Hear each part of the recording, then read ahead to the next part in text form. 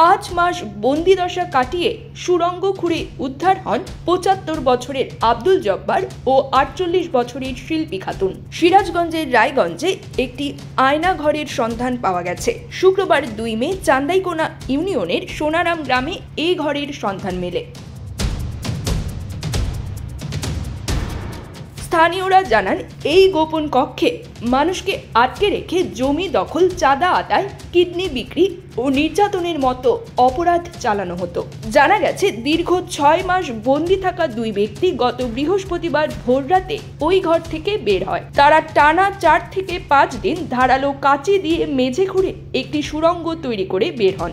এরপর তারা পরিবার পরিজনকে এই লোমহর্ষক ঘটনার বর্ণনা দেন। লন্ডনে এত বড় মাছ, ওয়াও! মাছে ভাতে বাঙালি, আর সেই মাছ পেতে আসুন লন্ডন ফিশ নেটে।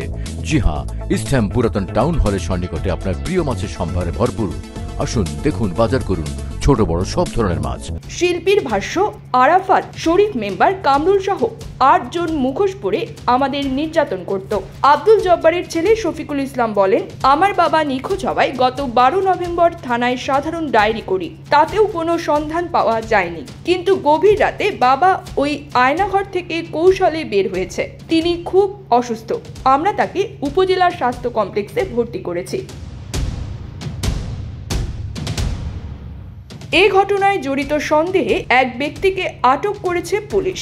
জানা গেছে, আটক নাজমুল হোসেন আরাফাত উপজেলার পশ্চিম লক্ষ্মীকোলা গ্রামের রেজাউল করিম তালুকদারের ছেলে। তিনি পল্লী চিকিৎসক হিসেবে কাজ করার পাশাপাশি সাংবাদিকতা করতেন। এই ঘটনার পর তাকে রায়গঞ্জ প্রেস ক্লাব থেকে বহিষ্কার করা হয়েছে। এ বিষয়ে সিরাজগঞ্জ পুলিশ সুপার ফারুক হোসেন বলেন, বিষয়টি গুরুত্ব দিয়ে তদন্ত করা হচ্ছে।